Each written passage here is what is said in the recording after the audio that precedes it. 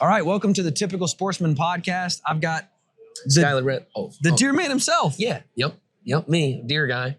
I don't know if you guys. What do people? Did people say that? Like, it's a deer guy. Yeah, they either say deer guy or they say buttons or they say spike hey, that is one of the coolest things with the social media stuff that I have like not done, I guess, but I've always left it under my name. Yeah. Because like I do like when people come up to me and they say, hey, Skyler, how's it going? I think that's cool. That is cool. I mean, yeah.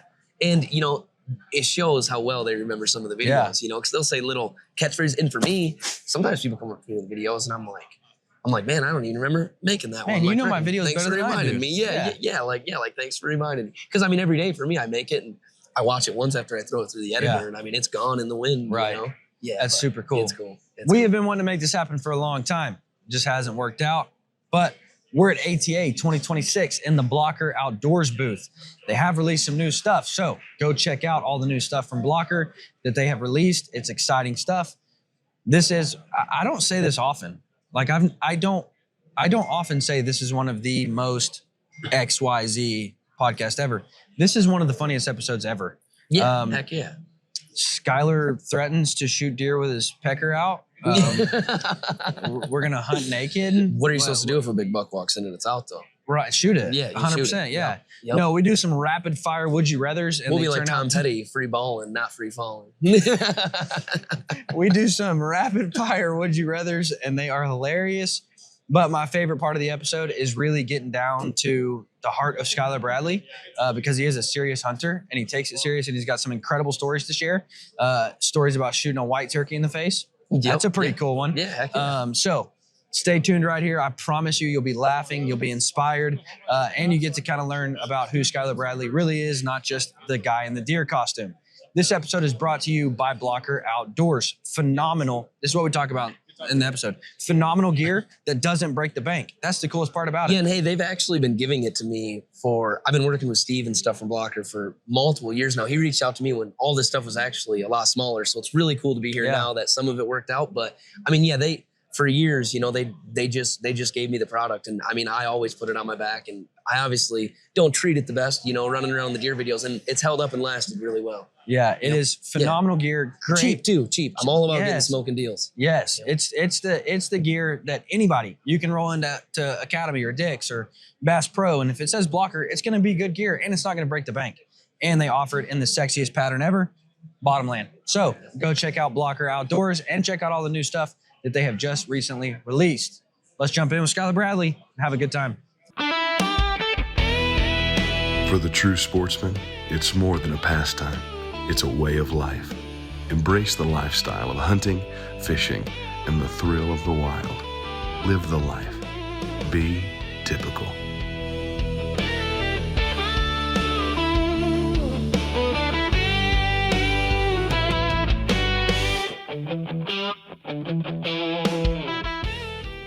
Guys, there are a lot of names that you can trust in the archery world. However, not many stick out as much as the name Lancaster Archery. Guys, if you've been around archery or bow hunting at all, you've probably heard of Lancaster. Why? That's because they're experts, and that's because they're your one-stop shop for all things archery. I've never needed something and not found it at Lancaster. I've also been able to find reviews and tips using the product that I needed that Lancaster had. Guys, Lancaster is phenomenal. They are experts in the trade. They know the equipment because they use the equipment. And you can pretty much get anything you've ever needed archery related at lancasterarchery.com. You can also learn about the products you need on their YouTubes, in their videos, on their social media. You can also get tips about how to use the products. Guys, Lancaster is a phenomenal one-stop shop. And here's what I'll tell you. Sometimes you gotta be mindful of who you're taking information from. You don't have to worry about it at all when it comes to Lancaster. I put full faith in the guys over at Lancaster. They know the products. They sell the products. They give you advice on the products. They give you support on the products. You can call and ask them anything. They'll get you lined out. They'll sell it to you, and then they'll support you even after you buy it and you need help figuring it out. Guys, go check out lancasterarchery.com for everything you need archery related.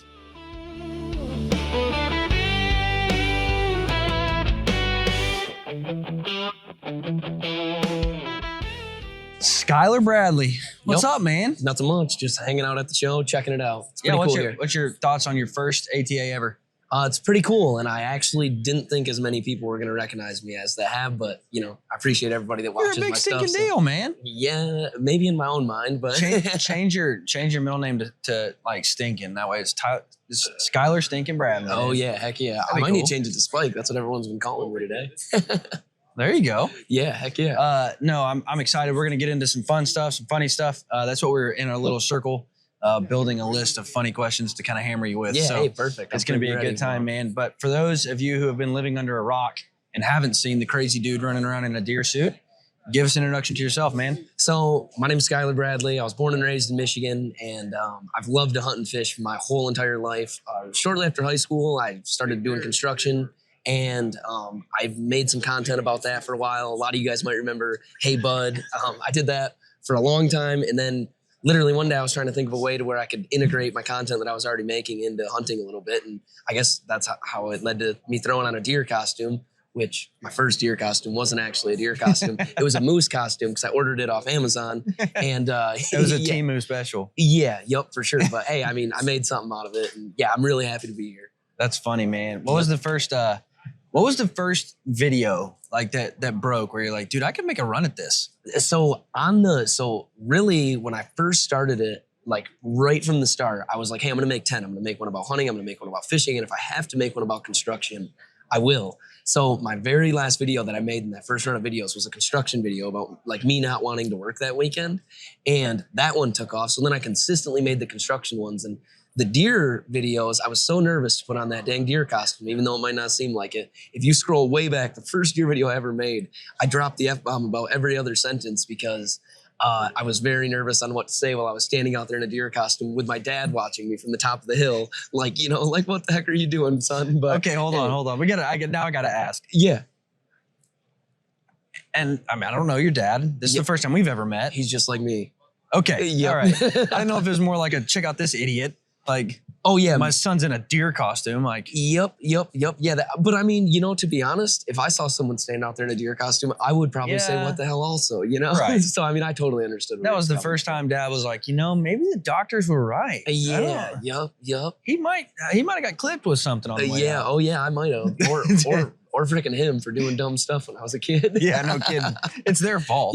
Yep, for Man, sure. and then you land with Blocker, which, I mean, you guys have heard me rave about Blocker. Hey, which is super cool because I'm also from the same hometown, and this place is right down the road from my house. And my family's been wearing scent lock, and I mean, been involved around this stuff, not in the company, but wearing the product, using the product, all that my whole life. So I love getting to work with a local place that's local to my hometown too. I take value in that, and I think it's really cool. Yeah, and that's so cool, man. Yeah. Like that's the coolest part to see it kind of happen. And yeah, that's the craziest part about all this stuff. Like starting content, there's so many other, like, I mean, I'm not trying to crap on anybody's brand or anything, but there's a lot of like foreign brands that 100%. Will pay you big money, right? Dude, you could have 20,000 followers and basically make a living off selling, not garbage, but not the real quality stuff. Garbage. You know, you know, I mean, but even like, dude, the Blocker line stuff, that stuff ain't much more expensive than some of that other stuff. And my Blocker stuff, I literally I don't cheat and wear scent lock off camera or anything else off camera. I really wear the Blocker stuff they send me, and it's nice stuff.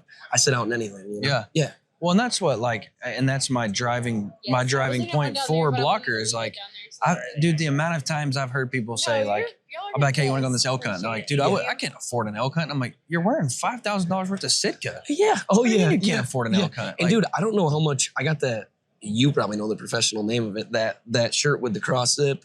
And it's got the pocket right here. It's the warm one. Strata. Yeah, probably. But yeah. I mean, it's super cool, and it has a bunch of features on it. That's not right. Of an expensive suit, but it does have a lot of features of an expensive suit. I mean, and I mean, especially being me. I mean, a lot of places send me stuff. You know, I look at a lot of different stuff that gets sent to my house or whatever. And no, it's not just because they're local. It is a good product. Yeah, too, you know, that's cool, man. How long you been doing the videos now? It'll be coming up on 4 years this spring. But just to get full time, what, last year? About 8 months ago now. About 8 months ago. Congratulations, dude. Yeah, no, it's like cool.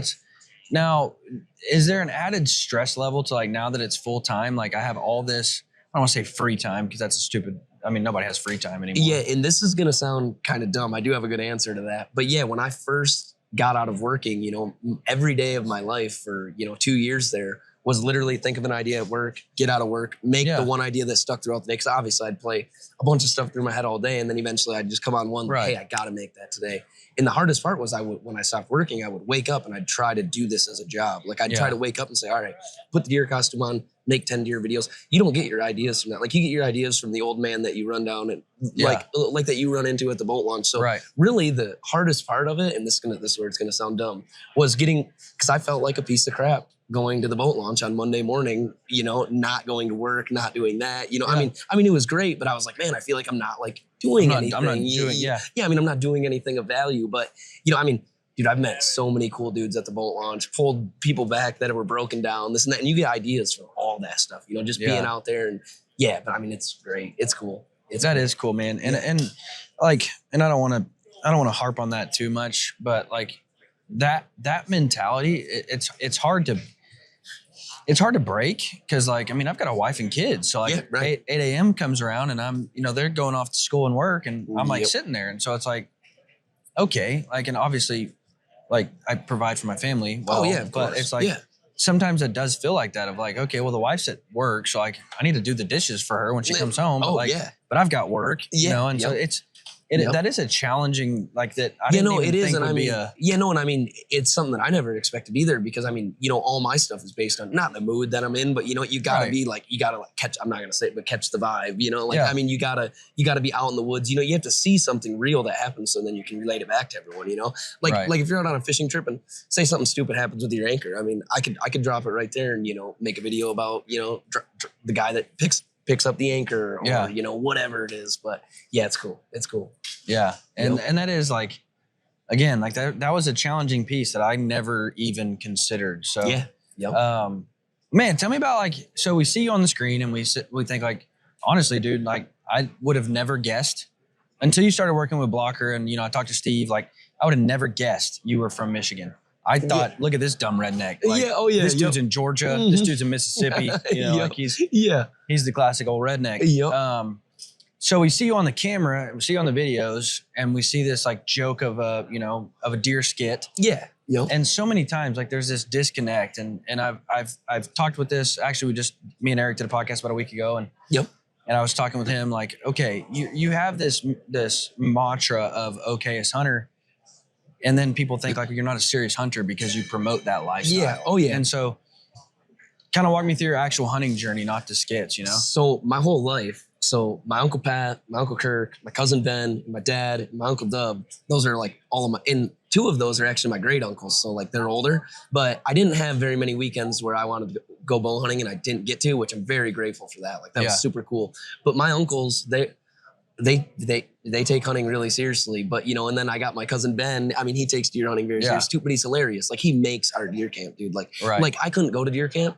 I could, but without this dude, you know, because as serious as we all are about like the hunting side of it, in like COVID, like dude, when COVID and everything happened and we didn't have deer camp that year, it honestly was like sad. Like I'm not even trying to get emotional or whatever, but I'm just saying. You're 100% right. Yeah, no, it was sad. And I literally, like even being at this show today, I have a lot of kids that come up to me and this and that, you know, and they see him because they're on TikTok, whatever. I've had more people come up to me over 50 years old here and say, hey, like, that's funny. Like, that's the part of deer hunting that we miss. You know, so, I mean, I just basically kind of tried to recreate. And, you know, my cousin Ben tells me every day, I'm sorry I messed you up. And I'm like not messed me up, but like, you know, messed up my humor because, you know, he says sick jokes, funny jokes, you know. No, but I mean, I learned a lot of, you know, how to make people laugh based on what this dude said. And you know, my dad, I mean, we all hung out and laughed all night. You know, we had the army tent in the wood stove. It'd be 105 in there and it'd be 20 in there. And we'd be laughing our ass off if we were sweating or cold. You know, I mean, so, you know, and just putting, you know, and I say it all the time and I'll say it again. It's something like that. But, you know, I just bringing that back into deer hunting, I think is a really important thing. You know, because, I mean, everyone's killing a 200-inch deer is awesome. I wish I'd kill a 200-inch deer. I mean, but, you know, I mean, that's all great and fine and dandy. I just think there is a part of hunting that kind of got forgotten about. Like, you know, the guys that are hanging out in the tents, laughing, having a beer, you know, having your first beer maybe before you're supposed to. There's this song by this artist and it's called That's Why I Hunt. And Nate Hosey is the guy's name. Oh yeah, real legend of a man. But like I've heard of him. He seems pretty cool. But that song, dude, like, and I'm being serious when I say this. Like, I wish more people would remember why we hunt. And it's not, you know, like, because you're right. More people need to get back to the deer camp aspect, the hanging out with your buddies, the first deer with your dad. I know people that skip deer camp to go and chase a target buck, and it's like, man, you know, like that's all fine and dandy. I get addicted to deer too. I get it, but you couldn't pay me in my yearly wage to miss that whole week before Michigan's opening day of rifle. You absolutely right, you really dude. couldn't. I love it. And if I ever lost some of those guys, like, dude, I would regret not going there that year the rest 100%. Of my life. You know, I mean, it's cool. Like, dude, I used to have my birthday, Christmas, everything that I was excited about when I was a kid.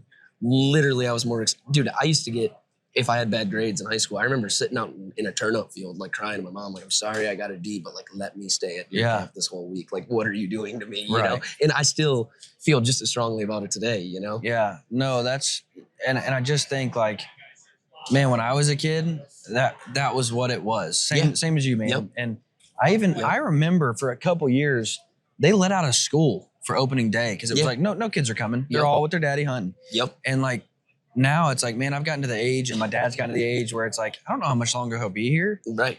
And like every time I get to go back home and hunt with dad, it's like, man, I want to take in every moment of this. Yeah, dude, and freaking blast a spike. I mean, dude, I mean, not really, but I mean, if that's what will put a smile on you and your dad's. Yeah, I mean, people don't understand, like, and this is one thing that I say all the time, you know, because I have a lot of good memories with my uncles, with my dad, you know, of tracking this deer that I maybe didn't hit right through the swamp, you know, and, you know, a limb comes down and hits you in the face and you're dragging it out, or you're all sweating your ass off, freaking on your way out. None of those memories would have happened if I didn't pull the trigger on that spike or on this. Like, people don't really realize what they're missing out on sometimes when you let something walk by. I'm not saying you should shoot everything. Don't be a heathen. But, I mean, dude, if you're smiling up there and, you know, you're shaking and, I mean, it's a legal, ethical, you know, a good thing, shoot. Right. I mean, dude, like, you shouldn't have kids. I mean, honestly, I'm 25. I still struggle not shooting 2.5-year-old deer sometimes because, you know, especially based on the hunt. Like, dude, if it's a nice buck running a doe and it snort wheeze and gets spars out with another buck, like, dude, if it freaking works me up, I will shoot that deer and I will smile and take a picture with it. That's awesome. You know, throw it on my Instagram. And, you know, that's the other cool thing about the videos. It attracts a lot of the people that are the same mindset, you know? So, I mean, it's cool. Well, and that's why, like, I love dudes like Eichler was just in the booth, you know, and the dude is literally shot everything in the world that you can shoot with a bow. And but he's still like, if you see a video of him shooting a doe, he's like, holy chowder, I shot a doe with my bow. Oh yeah. And I'm like, no, that's what I always want to do. Heck yeah. Oh dude, I love shooting does. I remember when I was a kid, my dad had 4 crop damage from mitts in his pocket, and he was sitting in a climber behind me. We used to have this thing called the beehive. It was like all vines and, you know, it was like a natural blind, you know? Right. And he freaking sat me down there with his 243, and they'd always make the joke that you like shouldn't give me the green light on like killing does, you know? Because up in Michigan, we hunt a lot of carrot fields. I know those aren't all over the place, but we have a lot of carrot fields. And I don't know if you've ever seen one after they harvest. They do not get all the carrots, dude. It is the biggest, it's better than standing beans. It's like, dude. Really? Oh, dude, it's amazing. It's amazing. Interesting. And dude, when they harvest, I don't care how many deer out there will be carrots in the ground until spring, like full size. Yeah, dude, it's amazing. And I mean, I remember fields when I was a kid, dude. Like, I've never heard anybody talk about that. Yeah, that's cool. Yeah, no. And I never realized a carrot field was such a rare thing until I got into this. And, you know, because like, especially in the deer videos, I always talk about a carrot field and people were like, there's carrot fields. I was like, yeah, where do you think they come from? Yeah, where in the hell do you think carrots come from, man? But yeah, I didn't realize that was kind of Walmart. I didn't realize that was kind of like a local thing, I guess. You know what kind of field deer hate? Cotton. Really? Yeah, really? I guess it's like which we have cotton all around us. I mean, I could go out and feel it, but I don't want to. But I guess it's like really prickly and like until it's refined, it's actually really prickly and sticky. And, well, dude, we used to hunt over asparagus a lot too, and not that they ate it, but deer use that for cover. I have a lot of asparagus fields at home. That's cool. Yep. So, what is your favorite pursuit? Turkey, deer, ducks, deer. Really? Yep, I thought I pegged you as a turkey guy. Like, really? You just seem like a turkey hunter. Oh yeah, no, nothing wrong with that. No, and I mean turkey hunting. Honestly, that was my dad took me out and I shot a Jake when I was like 11 years old. And my dad and I, my dad has a cabin up in Hart, so every year we'll go mess with it. 'Cause normally it opens right around the opener of trout, and my dad and I do a lot of trout fishing, small streams and whatnot, you know. And so we kind of mix it in with that, do a little camp out of it, whatever. But yeah, no, actually turkey hunting, I take mostly my buddies out, honestly, and call for them and, you know, do that because it is not that it's easy, but I mean, to go out there and get your buddy on a jig, I mean, dude, it's a blast. And I mean, it's, you know, more people, you can knock on way more doors and get permission to turkey hunt than you can deer hunt. And I mean, you know, that's just the truth of it. So, I mean, yeah. Which is why I was telling one guy, they said, what's your favorite thing to hunt? I said, coyotes. And I said, I don't do it near as much. I said, but it's my favorite thing because permission's so easy. Yep. Yeah. My dad basically. Yeah. I was telling you actually. Yeah. Yep. Like, yeah, dude, your my dad's dad, a big thermal. Yeah, my dad basically tells me every day, he's like, yeah, if I could take these guns out at night and coyote hunt during deer season, like I'd never deer hunt again. And dude, I mean, he's into it. He loves it. You guys have a good thermal season, or is it pretty short? What? So you can basically do it. I think they just came out with a season to where you can't, and it's only like 2 months. It's like March and April, maybe May, because it's like the breeding season for coyotes, which is crazy that I'm not being a jerk, but they'd want to give him a chance like that. But I mean, because it used to be your. What, you don't want a coyote to get his rocks off? What a jerk, man. No, I want him. I mean, I love deer hunting. I want him to die.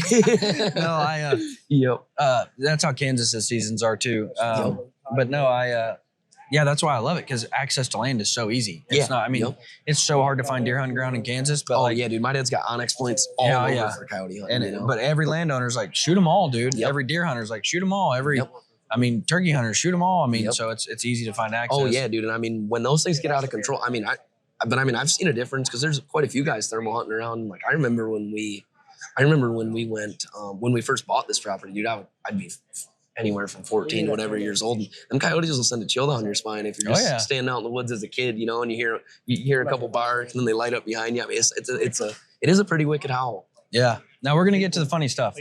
So do not leave. This is going to get funny here in a minute. However, here's what I want to ask you. We see all these funny skits. We see all the funny stories of what's happened. So 2 questions. What's been that most like memorable hunt for you? Not like the coolest story necessarily, not like the baddest story, but like the most memorable, meaningful, you know. I have a couple, but I'm going to talk about this one first. It's my first deer with a bow ever. So my Uncle Dub, my mom's brother, he taught me how to ice fish. Okay, you can't be from Michigan and have an Uncle Dub. I do. Well, his real name's Willard, but no. But I grew up in Arkansas and I got an Uncle Dub. And that's heck thing. yeah. Oh yeah, heck yeah. Hey, I have a Michigan one. But so anyways, he's cool as heck. He used to pick me up, take me ice fishing all the time. Well, it was back when you could bait in Michigan. He had a little hang on, and I was pulling like 32 pounds out of my Bear Apprentice 2 bow at the time. And this was, I think I was only 11, 12 years old. I was really young. And I remember I had a harness on that was too big for me. And I remember he told me, he said that bait pile is 25 yards. And he told me a couple weeks before, so every day I'm at home 25 yards, just consistent, religiously. And we went out there that night. And I was sitting in that tree for 10 minutes. I stayed stood up the whole time because he was showing me trail cam pictures. Like these does were coming onto this bait pile every single day. And sure as heck, I saw this thing's chest from about 150 yards out, like just the bottom half of the deer, kind of walking through the woods, you know. And literally, I'll never forget that freaking deer came in perfectly broadside. I knew it was 25. I drew back on that thing, and my arrow went. And literally, I mean, now after shooting a lot of deer with a bow, it's insane because if I saw a shot like that, I'd be like, I don't think that deer's going to die, because I only went about 6 inches in. But anyways, the deer, I was shaking like a leaf. Like I couldn't believe what I just did. Like I remember I was up there, shaking like this, and that deer ran up the hill and ran right by my Uncle Dub and dumped down right behind him. And he screamed out across the woods, "Nice job, buddy." And I was like, hey, just shaking like a leaf. But no, that's one of the best. And that's cool. And another time I was sitting in a blind, my Uncle Pat might have been there. I actually have a funny video I'll show you of my early hunting days. But when I learned about deer winding me, I was out in the blind with my great-grandpa and my Uncle Kirk. And I was lucky. My parents had me young. I got to meet every single one of my great-grandparents, which is cool. And I got to do a little bit of hunting with my great-grandpa Somerville, which is cool. Yeah. And I actually built a deer blind. I have his last rack hung up in that deer blind. That's cool. Like the last buck he ever killed, which is cool. And but anyways, he was getting older at this time. And, back in the day in Michigan, people shot spikes. Michigan 11 point, Yeah. And they... I'll never forget sitting there, and this little spike came out, and my grandpa went right there.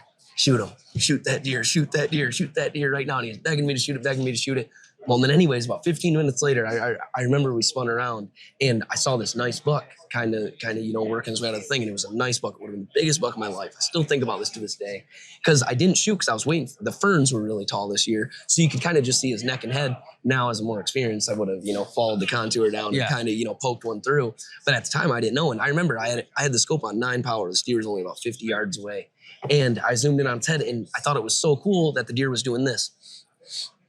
Like freaking doing that, I had no idea he was He's winning. like, this is awesome. Yeah, I was sitting there, man, he's shaking his rack around for me. Like, I'm going to shoot. Putting on a show. Sure as heck. No, sure as heck. Back, gone. Yeah, gone, disappeared. And, we were just like, dang it, And what was funny, my grandpa didn't think that buck was very nice. And that buck was a giant.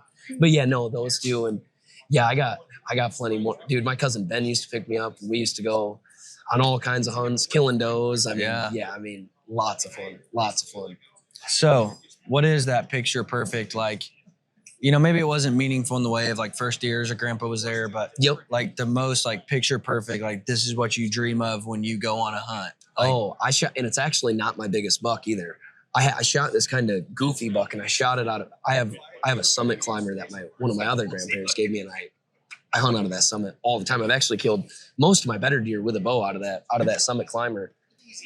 And one day I was out, and I think it sticks with me the most because I was like 17, 18. Like I saw some rut action, but being in Michigan, I mean, it's amazing what you see when you go to another state, like Illinois and where I hunt down there. I have family down in Illinois, and dude, every hunt that I go on down there is picture perfect compared to, and my cousins are super cool down there. I mean, they set up the trail cams, the stands, they got permission pieces and pieces they hunt. And I mean, it's literally like nothing I've ever seen before. But anyways, my dad always tells me not to hunt during the wind or, you know, when it's windy, he'll always, stay back at the cabin or whatever. Well, I went out there this day and it was like a perfect morning, dude. Like you could hear a stick drop on the ground. And literally I told myself I'd sit all day, and I won't lie. I'm not a good all day sitter. If you can't tell, neither. I like to wander. I like to walk around. So I'm sitting there all morning. I'm like, come on, world. Like, just don't make me sit all day, this and that. And this really cool buck came out. Send me a deer so I can leave. Dude, this buck had the biggest body that I've ever seen in my life. And I mean, his rack was no joke either. It was still a nice buck. But that deer came out growling at this doe. I mean, dude, in the way I was sitting up in this tree, and there was a big dirt mound out in front of me. He was on top of it, so I was eye level with this deer. And, in Michigan, they're very skittish compared to some of the places that I've hunted out of state. Yeah. And, dude, my dad told me not to shoot a big buck. My dad told me don't shoot it out there unless it's a giant. And this one was not a giant. He would have wanted me to pass it for sure. But I was like, you know what? I'm going to send one through. I shot this deer. I was probably 300 yards out in the swamp. He ran down my foot tracks going out into the swamp, all the way down, died 20 yards in front of the truck. No way. Yeah, it was like as perfect of a hunt out in the middle of a swamp as you could imagine it. And I have a lot of days that I remember being little. I mean, I'd be geeked about seeing 3 does being my dad's, sit in the morning or whatever. And I've missed. I was cursed in Illinois for 4 years, dude. I've had a lot of things that could have been picture perfect, probably, and on October 18th, 2018, I know the date because it ruins me pretty much. It was like our first, we weren't even running cameras on my dad's new piece that he picked up. And he sat my dad and I have a joke that like, I'm lucky, because you know how it works. You hang a stand, you sit it, and then you let someone else go sit it and they shoot a giant. Yeah. Well, this when Flappy Bird was out, on phones, everyone was playing Flappy Bird. Remember that? Yeah. So I was sitting up in the stand, just got up there. We got up there. It wasn't even the rut yet. It was like just before, Are you married? No. Okay. Nope. But so it was like I'll tell you why I asked that in a minute. Sorry, go ahead. Yeah, no, hey, you're good. But no, so it was just prior to the rut, and I was sitting up in the cedar tree. My uncles and everyone always told me like, deer love eating cedar, this and that. And I was sitting on this dead, it's a food plot now, but at the time when we first got the property, it was all ferns, just dead ferns and this and that.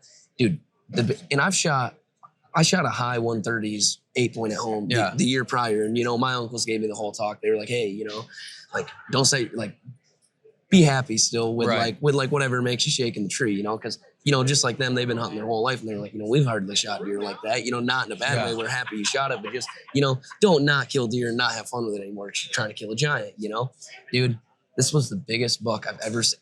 Dude, And it was my first year. I had an HHA optimizer light. It was my first year with an adjustable. He came in and he was eating cedars from under me. And I won't even lie. It was super windy that day, so I couldn't hear him come in. I was playing Flappy Bird and I looked over and I just saw his tail. And I was going to send one at whatever, of course, that's when you see a giant. Because my dad was just like, you can kill a doe, or, if you see something nice, shoot it, Yeah. And sure as heck, dude, that thing, I haven't walked back into that tree the same way since, because he hit my tracks, ran off 33 yards. I drew back. I took a shot at him at 33, quartered away. Perfect shot. I mean, that's not a terrible shot with a bow. And shot like a foot under that deer. Oh, terrible. Was it dialed? Was your wheel off? It was your sight? It was turned all the way down, like he was still under my tree. I had it turned all the way to 5. Yep, like as low as I could. That's why you don't shoot single pins. Yeah, I know. I still do now. I'm really paranoid about that.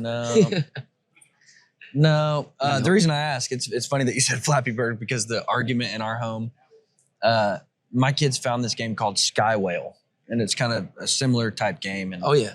Anyways, they got me playing it, and it was like they would be like, "Well, Dad, see if you can beat our score," and I'm like, "Of course I can. You're dumb, and I beat it." Yeah, heck yeah. And so I was like sitting there that night, and my wife didn't remember the name of it, and she said, "Are you playing Flappy Bird again?" And I'm like, "No, I'm not playing that stupid old game. Yeah, heck yeah. This is Sky Whale." And she's like, heck yeah. "Are you kidding me?" I played Block Blast a couple hunting seasons back. That one was cool. Oh yeah, too. that is cool. Heck yeah. What is your game? What's your go-to game in the tree stand right now? I really don't. I won't lie, looking at my TikTok and Instagram now, reading comments, responding. Being famous. I really don't play.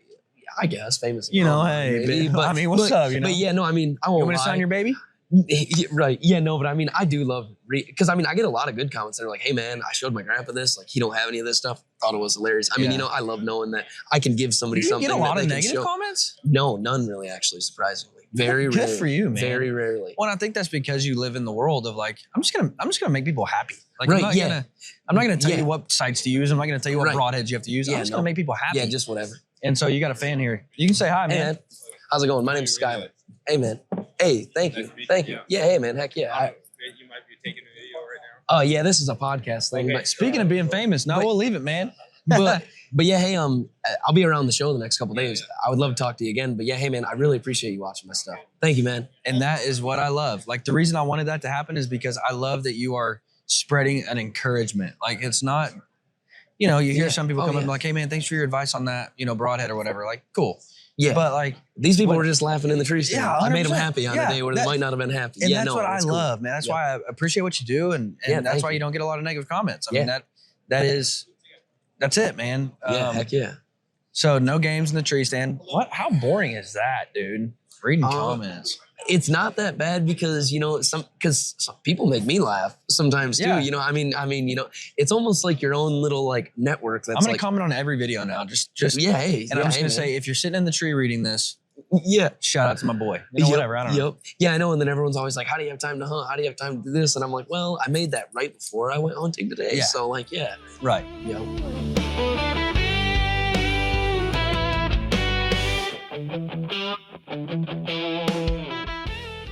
You all know I love arrows. So therefore, I love vanes, and I love trying different vane configurations. I love seeing how they fly, how they tune, how quiet they are. Boning Archery makes, in my opinion, the greatest selection of vanes known to man. And for good reason, because they've been making vanes longer than your grandpapa's been alive. They make a phenomenal line of vanes. So whatever you're trying to do, whether you're wanting to shoot paper, 3D, or you're wanting to go out and hunt, whether you're shooting a crossbow, compound, they've got vanes for you. Now, they just recently introduced, in my opinion, the greatest vane of all time, which is the Alpha. It's an all-new design. It's made out of the same stiff material that my previous favorite vane, the Heat vane, is made out of. So it's whisper quiet. It stabilizes your arrow very well. And it's just an all-around great vane. Now, they also just introduced the Atlas, which is the same shape and profile as the Alpha, out of the same classic blazer material. Guys, here's what I'll tell you. Boning simply makes really good products. If you are an arrow tinkerer like me and you want to try a bunch of different vanes, I would highly encourage you to go try out Boning. Some of my favorite vanes are definitely the Heat vane. The Heat vane in a 4-fletch is almost unbeatable, just barely outdone by an Alpha vane in a 3-fletch with a hardcore left helical. that's just money every single time. Guys, go check out Boning, whether you're looking for, longer 4-inch veins, whether you're looking for micro veins, they've got something for you. And I promise you it's going to perform every time.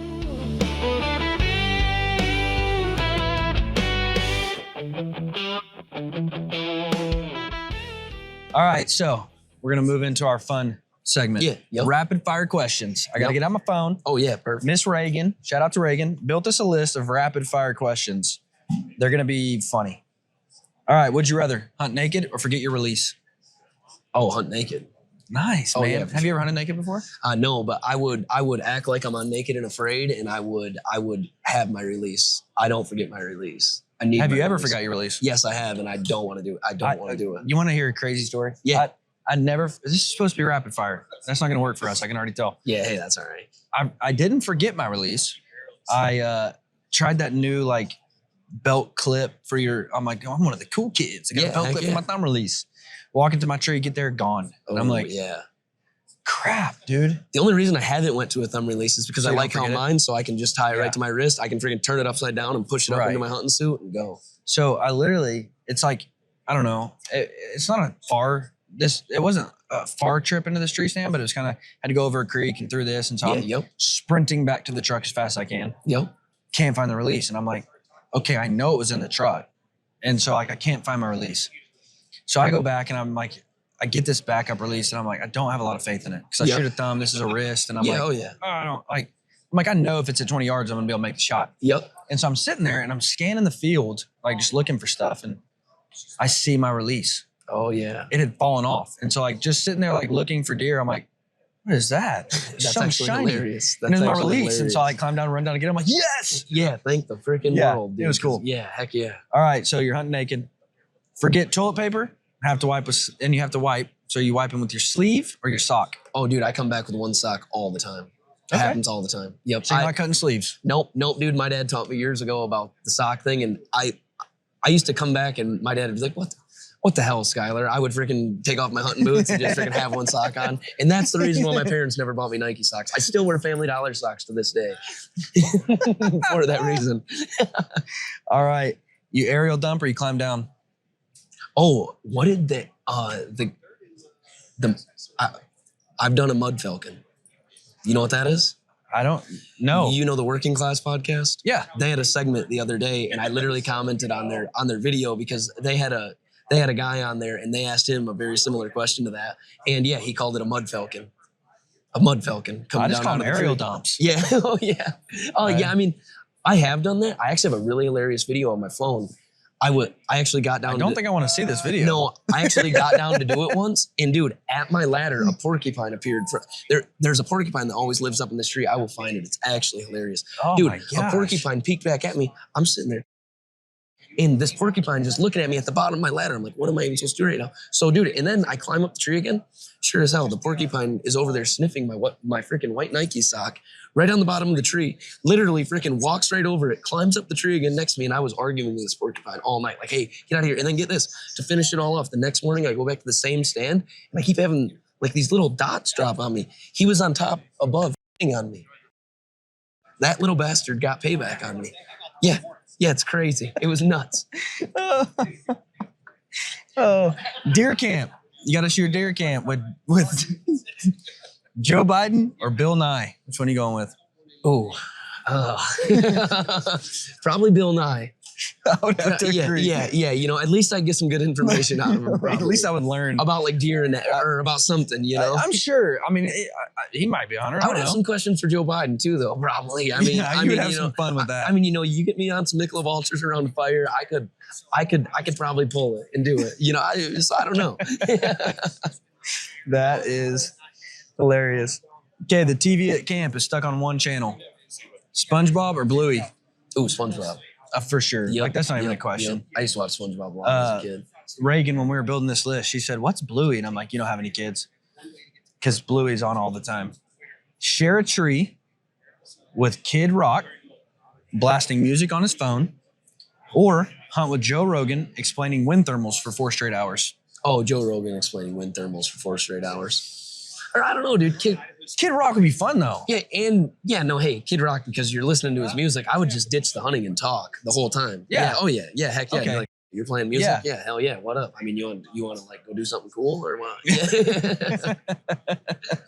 Okay. You can share camp with any comedian in the world. Who would it be? Theo Von. Or Andrew Schultz, one of those two. I don't know who that is.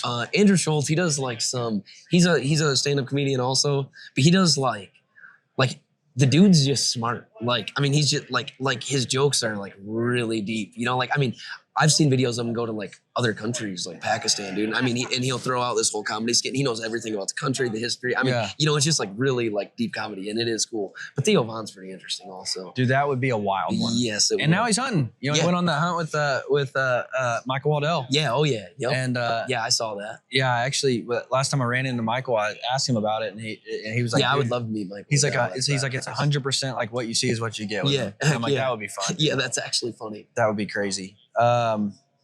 Would you rather get into a fight with a porcupine? It's funny that we put this, or a honey badger. Oh, a porcupine. Porcupine. I've heard honey badgers are really mean. Yeah. And tough. Yeah, but porcupines, they have a vendetta with you. Yeah. So it's gonna be an ongoing fight. Yeah, Seems like. Yeah, but I mean, I don't know, dude. I'd imagine it's like a bluegill. Maybe you can comb it back and choke it or something. I don't know, but dude, the badger, I don't think you're spinning him up. I really don't. Okay. I'd say I'm a badger. The next part of that question is your next skit. Would you do it with a porcupine costume or a honey badger costume? Oh, I think I can make some bangers out of a porcupine costume. Because I feel like everyone has a blind that porcupines eat the shit out of in the world. And you now have like you've already got the skit. Yeah. Oh yeah. In real life. Yeah. No, I know. I got to do more. I just can't wait to see you perched up in a tree above yourself. Yep. And dude, I have more of a heart. So we have a cabin and stuff. So obviously, so we'd shoot some porcupines, you know, because they always chew on the cabin, they always chew on the blinds, they always this and that.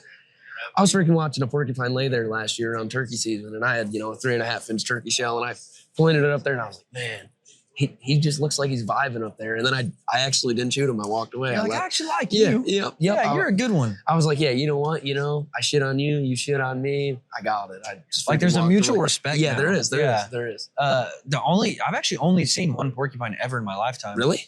Oh, and, dude, we have a lot. We have a lot of them. No, I've only seen one, and it was funny the one time they're really slow. Like, dude, if you see one in the woods, you can run right up behind it and catch right up to it. Like, they cannot escape a human. That's why they have what they have. Right. Yeah. Well, the one time I saw it, this was the first season I started taking my boy hunting with me. So he was like 5. Yeah, that's awesome. So it took us like an hour and a half to get into the stand and out of the stand because he's like, look, Dad, a stick. Wants to play with it. Look, Dad, acorns. Wants to play with them. And I'm like, dude, let's get to the stand, you know? Yeah, oh yeah. And on the way out, he's like, you know, same thing. Dad, sticks. Dad, this.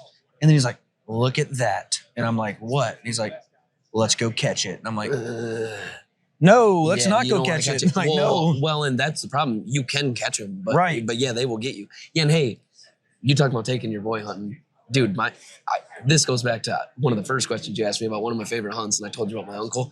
Another great one that I have is, and these are multiple, but my dad used to take me out back the same time when you could bait. You know, you put a bait pile 25 yards in front of you. You can't bait in Michigan? Nope. Yeah, I mean, everybody does. You may as well be able to. Every store sells bait, whatever. But yeah, no, it is illegal. But my dad used to take me out, and dude, I didn't even have camo yet. I mean, I was young, you know, and I would wear these red plaid pants and like a red plaid shirt, you know, or maybe a camo sweatshirt or whatever. We'd go out and bow hunt, and dude, I used to love sitting down there so much. Like my dad always told me, he's like, you know, you go out there, you can't stand up and pee. You can't, you know, like I still want to be able to hunt, you know? And so I would sit under this tree. He had a brush pine built for me. I would sit under there and piss my pants every night. I would piss my pants every night. Dude, I'd come out of there soaking wet. But dude, I'd have these deer like 10 yards from, and then dude, I remember I'd look at my dad, shoot it. And I mean, he never did, you know, because they were does or whatever, you know. I never got lucky enough to be out there when he actually did it. But no, it was always cool. Or you know, he'd set me up 20 yards to his left, like inside of a brush pile, dude. And I'd have deer walk right in front of me. You know, it was always a blast. That's hilarious, man. All right. Public or private land?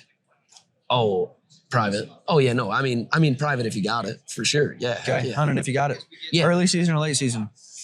Oh, I actually dig hunting in the snow. I really like hunting in the snow. Baby. I love hunting. Everything's quieter, muffled in the snow a little bit. And I mean, dude, you can see everything great. Yeah. I mean, I do really like hunting the late season. Me too. Yep.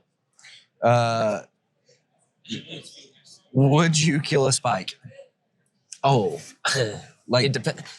I haven't shot a spike in years. Actually, the smallest buck I've ever killed is a 6-point, which was my first buck. So, I mean, I trophy on a little bit. I would never knock somebody for shooting a spike. It all depended on what I was doing. Yeah, I mean, I think if you got me in the right, I actually made the joke to my deer camp last year that I wish we'd all just kind of all go to a big piece of public, go out and shoot, you know, whatever we can get our hands on, and then just have another big camp again, you know, because I mean, you know, if I did something like that, heck yeah, and kind of just to prove a point, like, hey, like, you know, to all my little cousins and everything, like, hey, it's okay. yeah, like it's literally okay. I mean, dude, like, you know, because I mean, I got my warm-ups. I mean, I was lucky enough to where we had a, you know, a decent sized farm we could go hunt on. You know, we had permission through one of my uncles, my Uncle Pat. He delivers fuel for a gas place. And, you know, he's a salesman, and he used to drive like a pump truck, you know, around, you know, selling diesel fuel.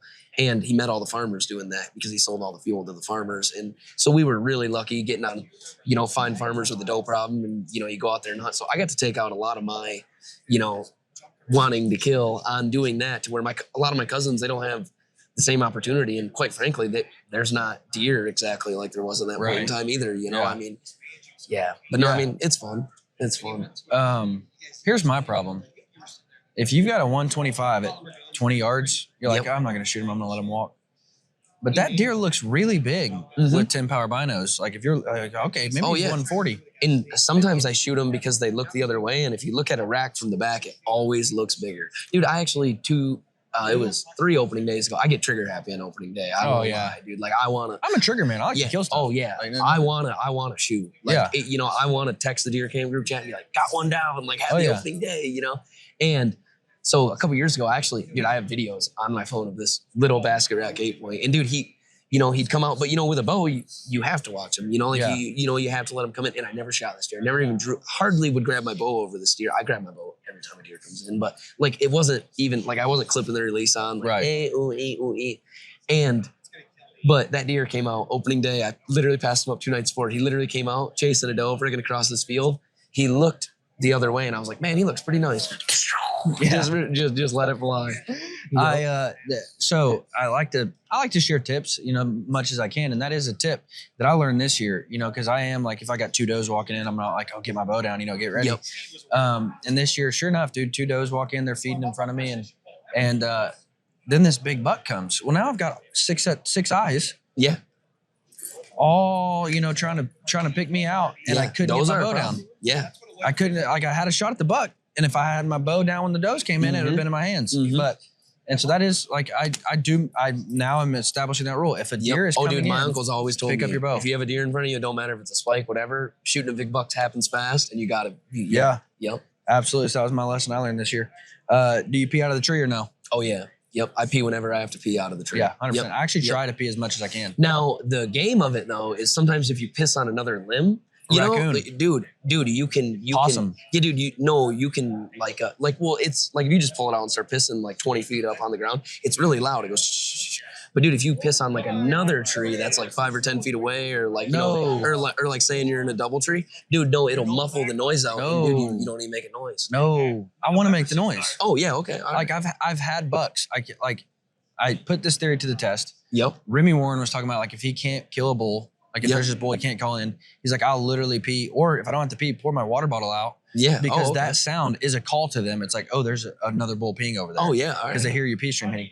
And so I was sitting there one time and I'm like, I wonder if that actually like works. And so this buck works through and he's like already on his way out. And so I'm like, let's see. Pee. Yeah. And that buck hears that pee and turns around and comes right back. Yeah. Oh yeah. 100%. No, because I mean, I can't tell you how many times I get to see a lot more stuff because my family is cool down in Illinois and they let me come see and look at all their big deer. I love it.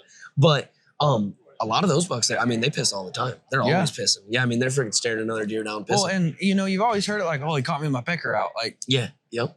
Well, and then I started thinking, I'm like, why is that? Why does that happen? Like an open wiener bow kill if you call them in with your piss. You can just be standing up there. I bet you the deer would look up there and be like, huh, a little spike, man. I'd be like, hey, chill. Okay. No. And so I started thinking about that. I'm like, why is that the case? And I'm like, well, because they're literally coming in to the sound of your pee. So like, why do you see bucks when your winner's in your hand? Because they came into the sound of your pee. Yeah. Oh yeah. So now I pee as much as I can. I smell the masculineness out there, you know? Right. Yeah, like, there's another dominant buck in the area. Yep. Heck yeah. You just haven't showered in 7 days because you've been chasing after it. Yeah. Morning or evening hunt? I like evenings. I do like evenings because there's an end on it. You know, like I feel like in the morning, I always get stressed about when to stop because who knows? You know? Not only that, in the morning, this sounds funny, but I've always said like you're working away from the best time. So it's like, your best time's that first 30 minutes. And then the second best time is the next 30 minutes. And so by 10, you're like, dude, I didn't even see anything in prime time. Like, why am I still sitting here? Right. But with the evening, it's like you're constantly saying like, okay, it's just going to keep getting better. Like you're working your way towards the prime time. So well, and I guess all other states are a little different, but like a lot of the stuff we hunt in Michigan, you know, it's a 40-acre field and then it's 1,000 acres of swamp or, you know, whatever. And I feel like when I go out of state, it's actually the polar opposite of that, you know, to where it's 1,000-acre field, you know, 5-acre woodlot, you know, where are the deer going to be? Obviously, they're going to be in that woodlot versus at home in Michigan, basically everywhere I hunt. If you drive in there in the morning, you're scaring off the deer that you're hunting, you know, and you know, a lot of the land there, it's a 40-acre parcel here, a 50-acre parcel here, 20 here, you know, I mean, your land, I mean, normally you have one entrance and, you know, that's normally through whatever opening there is. So like wherever the food is, you know, a field edge you're going in on. And a lot of times you're scaring the deer off that you're about to go on, you know? So that makes sense. Yep. All right. Spot and stalk or sit in a blind? It depends what I'm doing.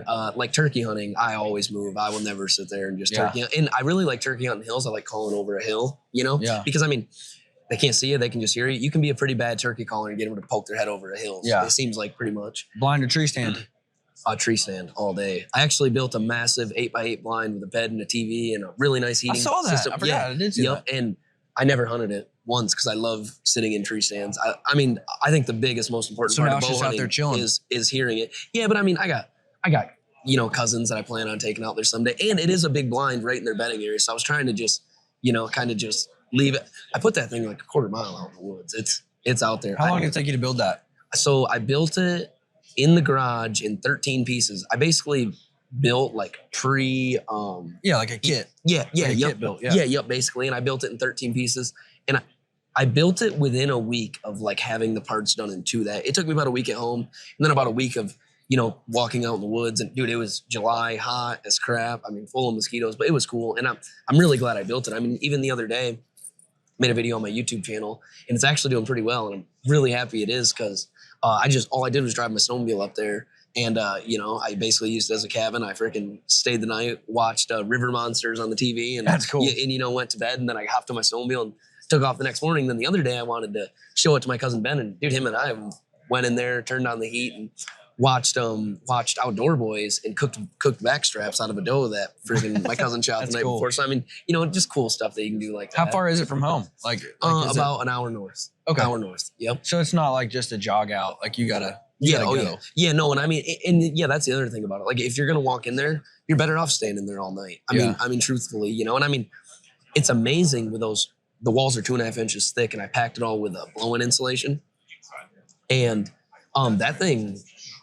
I mean, it's pretty soundproof actually. That would be dope for a morning hunt though. Yeah, yep. Like go in at night, stay all night. I won't lie though, the hardest. So I did hunt it once, like right at the end of October there, because I was gonna go make a video, but I ended up not seeing any deer. You know, there's a lot of stuff that doesn't work out with this stuff too. You know, and so I kind of just botched that video. But they, dude, the hardest part was normally when you wake up to go hunting, you wake up.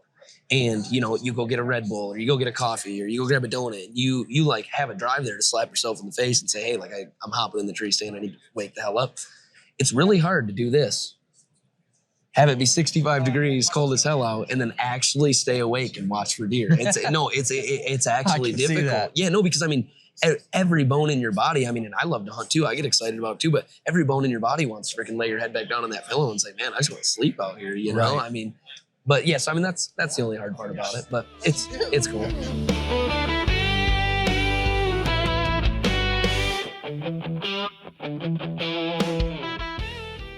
It's not often that a new company comes along in the archery world and just absolutely changes the game. However, that is exactly what Dialed Archery did when they entered the scene. pretty much took the archery world by storm, and for good reason. Now, if you followed me, you know my review of the Arxos. There was some things I didn't like about the Arxos. However, when the proof was introduced, here's what they did. They took all of the customer feedback. They took all the customer feedback so well that I believe with the proof, they have created a perfect sight. They listened to what the archery world wanted and needed out of a sight, and that's what they got with the proof. It is completely redesigned. It's completely in every way. It's just a better sight. They have improved on every issue that people had with the Arxos, and they have created, in my opinion, an absolute bomb-proof sight. Completely customizable on the website. Colors, pin configuration, pin sizes, pin colors, completely customizable. You get exactly what you want right out of the box. Guys, I would highly encourage you to go check out Dialed Archery for your next sight. You are going to get, here's what I promise you, you are going to get more yardage out of a sight tape. Now, for a guy who's relatively on the short side of a draw length, that's pretty important to me. I shoot a heavier arrow and I don't have an incredibly long draw length. So that rail giving me a little bit more out of my sight tape is something that's very important to me. However, all of the other features of the proof make a bomb-proof sight. You can throw that thing around the mountain. You can drag it through the mud. It's going to perform every single time because Dialed has created, in my opinion, with the proof, the perfect sight. Go check out dialedarchery.com for your next and your last bow sight.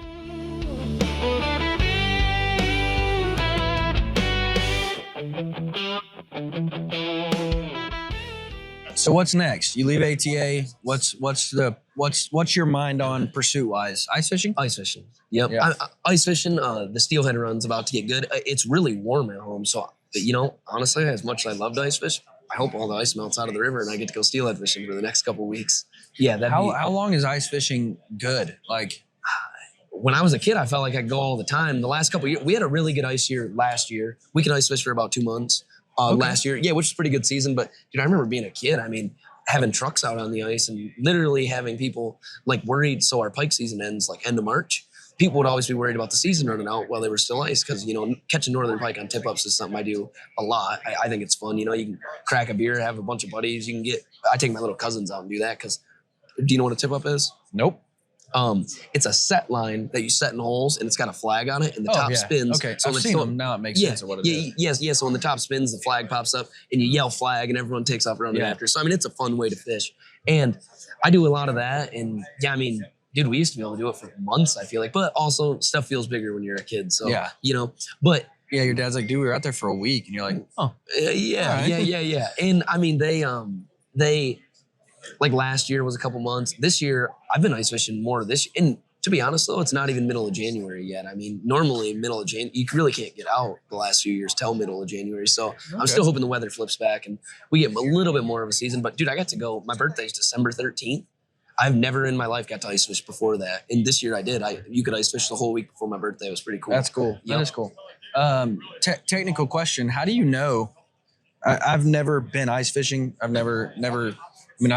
tried to walk across a half frozen pond and fallen in. That's my extent. Oh yeah, I've actually fallen in 9 times. I took the scratcher boat in last week. Well, then you might not be suited to answer this question. Technical question: how do you know the ice is ready? Like, how do you know? A spud. What is that? A spud is just basically a metal rod with a square on the end of it that's heavy. And, every spud's a little bit different because of weight or whatever. But like mine, I know if I hit the ice and it doesn't go through in one hit, there's at least 3 inches of ice there. So, you're just constantly. But how do you know, like, there's a big difference in hitting it with a block and driving a truck on it. Oh, yeah. See, like me personally, insurance doesn't cover it when you bring it on the lakes. Like, I would never bring my truck out on the lake. But I've seen them, like, they have, like, cabins and houses out there. Yeah. Dude, if you go over to places like Minnesota, but they get feet. I think it's pronounced Minnesota. Yeah, probably. Yeah, see, I got the Michigan thing going up there. But dude, I've seen, and I'm like, how do you know? Like, it is scary. Well, because even me, like I built that scratcher boat. My buddy and I were running it on 6 inches of ice all day, and we hit it can change like that. Amazingly fast. It's literally but you also see videos from them big lakes with 3 feet of ice where trucks will go through. It's kind of and it's ice, it's water, man. It's Mother Nature. Nothing's the same. So it is. that's the risk of it, I guess. You know, And I saw somebody, and maybe you can clarify this. Somebody said the clarity of the ice makes a big difference. Oh, Like yeah. if it's foggy or black ice versus white ice. Oh, dude, I would rather stand on 2 inches of black ice than 6 inches of white ice. Yes. Okay. Yeah, you know, because black ice is basically what forms from just brute cold. You know, like, I mean, like it's cold, there's no wind. I mean, dude, think of it like you're carrying resin, right? I mean, you know, like epoxy resin. If you put that in a nice controlled area and it hardens up and it's clear and it's, you know, it's like, that's how it hardens up. It's solid, it's whatever. Versus you take it, you dump a little water in it, you freaking hit it with a leaf blower and, you know, you let it cure the whole time. You're not going to have a very smooth resin piece, you know? Yeah. Yeah. So, I mean, it's kind of, you know, because when what makes the worst ice is when you get a layer of black ice under it like this, and then you get melts and it gets water on top of it, then it snows. That's what makes that white ice. It's basically, I mean, think about a frozen layer of snow versus, you know, the solid ice out, like right out of your freezer, you know? Okay. Yeah. Interesting. Yep. No, but dude, I mean, it changes, you know, and I mean, every lake, especially living by the Great Lakes like I do, every single one of those lakes has current, just like anything else, you know? And I mean, that's what happened to us the other day. We were over a mile away from the river still. And, you know, that river current was still affecting the ice that far down the lake. You know, I mean, you just kind of got to know. And I mean, another cool thing is like the lakes I fish, I'm out there to boat all summer. I know pretty well, you know, to where when you're traveling a long distance, whatever, you can get up by the bank. And I mean, you know where it's a foot deep, 2 feet deep. I mean, it's still cold, but I mean, you ain't going to die. You get trapped under the ice or something like that, you know? But, you know, it's fun. It is a blast. So what's next for you from a content standpoint? What can people expect to see coming out next? I want to do more of the long form content. I don't know if they've been doing pretty well. I've been doing a lot of these videos where I drive from Lake Michigan all the way up to the whatever dams there. So like I did the Muskegon, I went to the Croton Dam. That's about 40-mile trip, you know, just capturing the whole river system. I mean, I'm literally the kind of guy, I hop on a snowmobile, I would be on it for 12 hours. I mean, dude, even here, I could wander around this, talk to people, see new stuff all day, you know? So, I mean, I like doing that. I drove up to Kalamazoo from Lake Michigan all the way up. I really like the long form content. I've been working pretty hard on this. How do you do long form in your format of like funny, engaging, like quick witty? So when I mean, and that's like another cool part of like what's been going on the Meta platforms and TikTok and everything. My, you know, people that follow me and know me, a lot of them have always asked like, hey man, like we wouldn't mind seeing one without the deer costume, you know, like, or, you know, or like what you're doing today or whatever. And actually last month, videos of me talking on Meta platforms did outperform my deer videos, which is super cool just about what I'm doing. And now it's kind of starting to integrate because, you know, people are already watching me talk normal on there and they're like, hey, you know, what is a 30-minute video from this guy like, you know what I mean? Like last year I shot that white turkey. That was obviously a really good YouTube video for me. I never saw that. Yeah. I shot so it's a pretty wild story. My buddy hunted the neighboring property and there was this white bird out there. And I'm not going to say I've knocked on, you know, because I want to know if it was somebody's pet or something, obviously. I mean, I want to know where the bird came from. I still have its tongue. I need to get more serious about that and send it in. But my grandpa, he always shoos the turkeys off, chases them away, you know, or, you know, because he has a garden and strawberries and all this, you know, he just tries to keep them out of there. And he called me and he said, hey buddy, and I had heard rumors about it, but my buddy that was hunting the neighboring property, he's just kind of, you know, the guy throw out bait, day before opener and just kind of go, you know. He kept telling me, he was like, I saw a white turkey out there. Like, I saw it. He didn't have trail cameras or nothing like that. So the girl he married is actually one of my grandparents' neighbors, and they were super cool. They gave me permission to turkey hunt that whole property. Well, my grandpa called me and said, hey man, there's a white bird out here. Like there's a white turkey standing out with all the wild ones that are normally out there, you know, like with the black turkeys, you know? And I was like, no way. I literally left work. It was like 10 o'clock. And I freaking drove off at break. Luckily, it was only like 2 miles down the road. I freaking pulled in there and my grandma's like, it's right out in the field. I went out there and I saw that white turkey and I watched him every day for like 3 weeks. And it was perfect because there was these great big beech trees up on the other side of the river. And I could sit basically right on the far side of the river there. And I could watch these birds flying around. So why'd you wait 3 weeks? Was it not season? No. Okay. Yeah. So opener was April 20th. I saw him right at the end of March, basically. Yeah. So you were just keeping tabs on until season. Yep. Yeah. Gotcha. And I didn't tell nobody. I told like 2 people about the bird because a lot of people in that area do turkey hunting. It's public. The whole back of that is public. Yeah. There's like a 200-acre piece of public in the back that a lot of guys turkey hunt. Like my grandpa's kicked out people for turkey hunting since he owned this property. It's his family property. So ever since he was a kid, like there's always guys coming on. And so I made sure I got that first season. I got April 20th, first day. And my grandpa's property is really freaking cool because it's all hills like this. Like it's all rolling hills. And And a lot of people told me in that turkey video, oh, you can't move around this much. You can't. Yeah, you'd have to see the terrain I was on. It was rolling hills, dude. Dude, I could literally slip up the backside of this thing, start calling. That's really where that calling over a hill thing that my dad always used to tell me when I was a kid really worked out for me, because I would just get to where these birds couldn't see me and then they wanted to find me. Right. So it was perfect. And literally it was hilarious because in the actual YouTube video itself, I had my buddy with me who had never shot a turkey, and he really wanted to kill a turkey. And I told him the night before, I was like, hey man, and I think what happened was the last night that I went and looked at that bird, I got pretty upset because there was a couple nights where I didn't see him, like he roosted up somewhere else or, whatever. But that specific night, I didn't see him roosted at all, but he was up there. He must've been behind. I got out there a little late. He ended up being up there. I shot him the next day. Well, the next day I go out there and I'm walking in and it's still dark out. And dude, I get out there and I kicked this bird out of a tree. Like, I scared him. Dude, he freaking flew off, made a bunch of noise. The white one? No. Oh, okay. No, a different bird. I got you. A different bird that was closer, and I never even watched because I walked in on the far side of the property, but it was still making noise out there, and I didn't want to disturb what these birds had naturally been doing anyways, because, obviously I wanted it as easy and as effortless as I could make it, because I really wanted that one specific bird.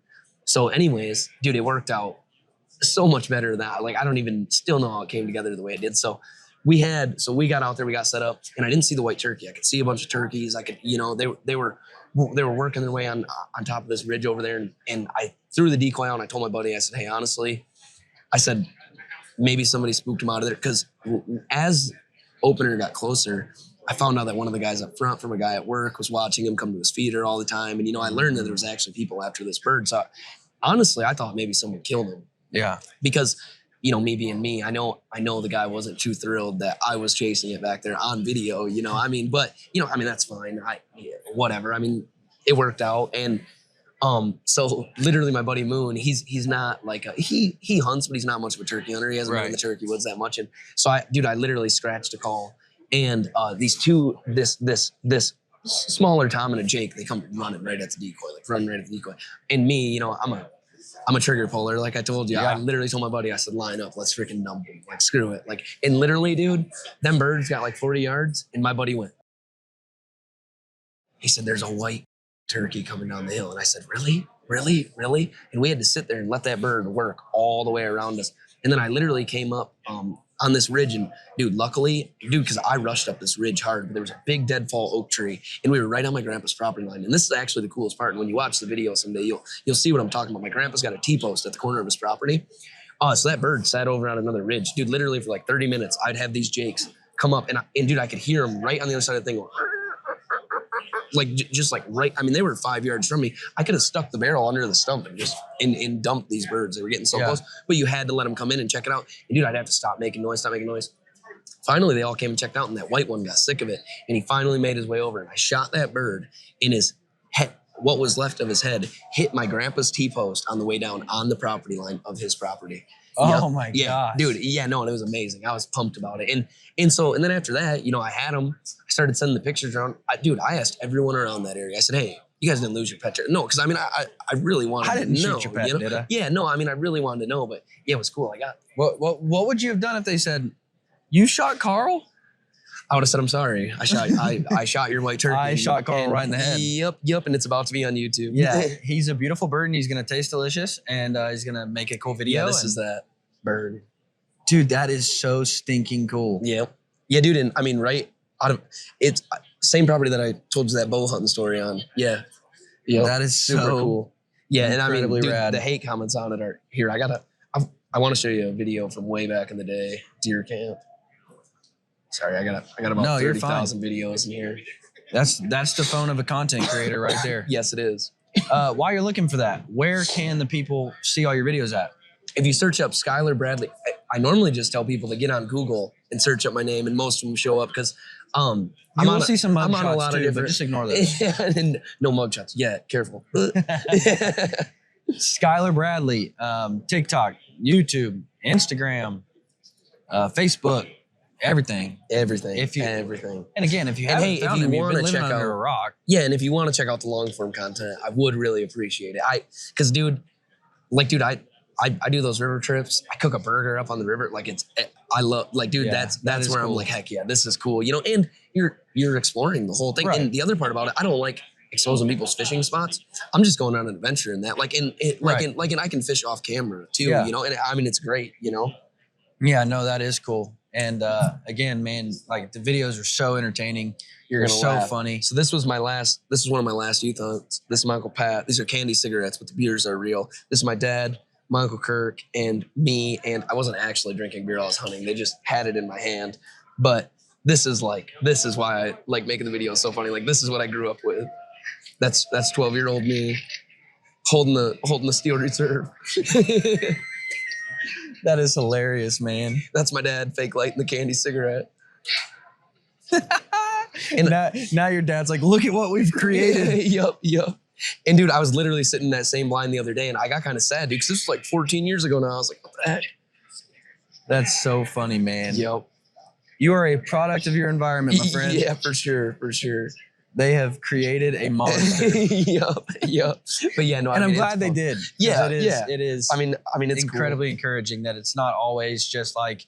And hey, this is my it's cousin. not always dudes flexing. Look at the buck I killed. It's people having fun. And I randomly found these. This is my dad. This is that summit climber I was talking about. This is him teaching me how to use the climber for the first time ever. That's so cool. Yeah, man. heck yeah, it's pretty sweet. And then That's super cool. How old did you say you were? 25. Okay. 25. Yep. And this is deer camp back in the day too. Me climbing every random tree I could ever see. You need to make a long form video showing some of this stuff. Yeah, I know. It's like, hey, check out these old videos. Like, Yeah, you and want to know how I am? And that's one thing that I want to get back into with all of it, because I was thinking like, what am I gonna do? You know? And dude, when I was a kid, I always kept myself busy. Like, you know, I built cool forts in the woods. Now I can build something like the deer blind. Like, I love being able to do that. Yeah. I used to make maple syrup when I was a kid. I want to do that again. Like, I mean, you know, just the random cool stuff that I used That to do. is cool. I'd love to get back into all that. Yeah, that's what I would do, like an origin story video. This is my biggest buck that I've ever killed in Michigan. That's a great buck, dude. Yeah. Yep. And then I shot that one too. And that was my first buck with a bow ever right there. I shot that riding my pedal bike down to the neighbor's property. Yep. I had a climber over my back, and I had a Hoyt XT2000 over the handlebars, and I rode it down, killed that deer right there. Wow. Yep. And I actually missed him the first shot. And dude, it was crazy because my dad, the reason I still shoot Walmart arrows to this day is because my dad always bought me Walmart arrows because I wouldn't stop shooting at squirrels and everything else and, you know, whatever. But the broadhead I killed that deer with, I had shot all my rages at raccoons and shit. So You still a squirrel shooter? yeah. Okay, good. And I actually range them and everything. Old habits never die. Yeah, I really take it seriously. That's sometimes good, yeah. when I'm out there. Yeah, That's I mean, good. but hey, I mean, it's good practice. I always tell people, you want to get good at hunting, hunt small game. Yeah, like right. Yep. That's And dude, no matter how many fish I catch, I do a lot of brook trout fishing and like trout fishing small streams. I love doing that too. I want to show you some white turkey pictures. I've only caught one brook trout in my entire life. Oh, really? I love trout fishing, but there's no brook trout near me. And I was on a spring bear hunt in Idaho, and I'm like, dude, I'm just gonna go. You know, midday, it's hot. I'm like, I'm gonna go see if there's any fish in this stream. Yeah, heck yeah. And pull out a brook trout, and I'm like, what kind of trout is this? Yep. Turns out it's a brook trout. Yeah, and The they only one I are ever really caught. pretty cool. Yeah, here. So this is more of a video of me right after I shot it. Dude, that is so stinking cool. I don't know why I won't play. I got a really cool video of me walking across a creek with it. I don't know why I won't play. It's corrupt. Yeah, it's messed up. I blame ATA. Yeah, but there's got to be more pictures of it. Oh yeah, right here. That's a more detailed video. Dude, of it. that is so pretty. Yeah, it was pretty wild. I would Yeah. like to talk. I mean, I'm not a turkey hunter. Everybody that listens to this knows turkey hunting is stupid. Yep. Well, and honestly, that's kind of what I was saying with it is, I mean, my dad took me to shoot that Jake when I was a kid, and I always messed with it, but I never messed with it too much until I had an opportunity at a white bird. I mean, I had to. But I'd like to talk to like a turkey biologist and like figure out why this is what it is. Well, yeah, and no, what's it called? Someone texts me all the time about getting a DNA test on it, and I still have the tongue. I just being busy. I just never sent it in. I need to though. I have a video of me carrying. This is a picture of me at one of the bird feeders. Like, have you done a lot of Googling about this? Yeah. So there's all kinds of color phasing in turkeys is actually pretty common. Like there's some copper phase ones and this and that. But this thing does look like a royal palm, which is a farm turkey. But there's also a lot of other color phases that have been shot that are natural birds that also look like this. Did it have a beard? Yes, it had a beard and its wings were not clipped. I watched him fly into roost every night. And I mean, you know, I knew you watched him. I was wondering if he had a beard. Yep. You know, he had a beard. He had some beard rot. I have a video of that somewhere. I was so amazed at how he was white. Dude, if I just go to my camera roll. That is crazy cool, man. Yeah, I would like to, so if you know why. Yeah, and I am going to get the DNA test. Yeah. Especially if I go to NWTF. I'd love to talk to some people about it, actually. For sure. That's super cool, man. I mean, not only is it cool, but it's interesting, first off, and it raises a lot of questions. Yeah, Like how rare is it? Yep. What causes it? Is it like here's something crazy I learned, that white tigers, they're white because they're autistic. Really? Yeah, it's the autism gene that makes them white. Oh, that's wild. So I used to say it was my spirit animal. Yeah. And I found that out, and I'm like, now it all makes sense. Yeah, that's actually hilarious. Like, you are my spirit animal. Yeah, heck yeah. I don't know if I'm allowed to say that. No, hey, it's all right. I'm going to say it. All right, here's a bunch of videos of that bird. I got a video of me walking across the creek where you can really see his colors. Because I got a full body of him.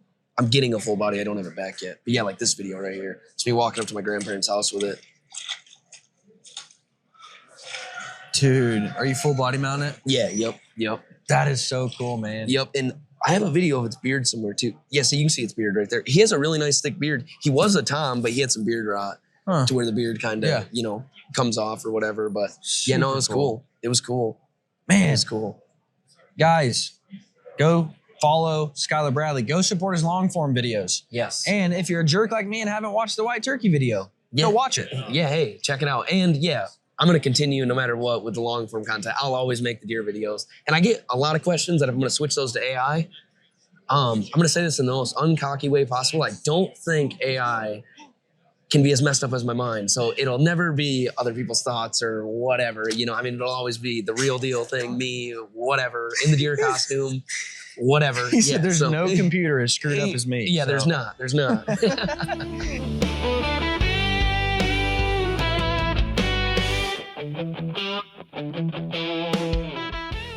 Guys, one of the easiest and cheapest ways to upgrade your bow is with a custom set of strings. A lot of people make custom strings, but very few people do it as well as Dominant Strands. Now, the reason I believe they do it really well is because Lewis over there at Dominant Strands, he has years of experience in the industry. His customer service is phenomenal. He offers an incredible wide range of different materials to build your next set of strings out of. And he just knows archery. Lewis is the guy, if I've got a bow that I just can't figure out, I call Lewis. He is incredibly informed, and he's ready to help you build the best set of strings for your bow. Go to dominant-strands.com and get your next bowstring today. Now, I tell everybody, the moment you get a recurve, the best and cheapest and easiest way to make that recurve faster, quieter, and shoot better is to get a custom string. Lewis makes a phenomenal string for a recurve. Guys, go to dominant-strands.com, use code typical10 to get 10% off your entire order, whether that's a set for your compound, a set for your crossbow, a new string for your recurve, any material, any colors. That code is going to get you 10% off your entire order. Dominant Strands, go check them out.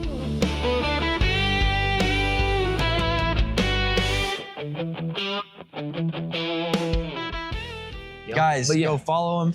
Thanks for listening. Thanks for watching. Make sure and go check out all the new stuff from Blocker that they've released at ATA, because they've got some exciting stuff. Thank you for listening. Have a fantastic week and keep the dusty side up. Thank you, guys.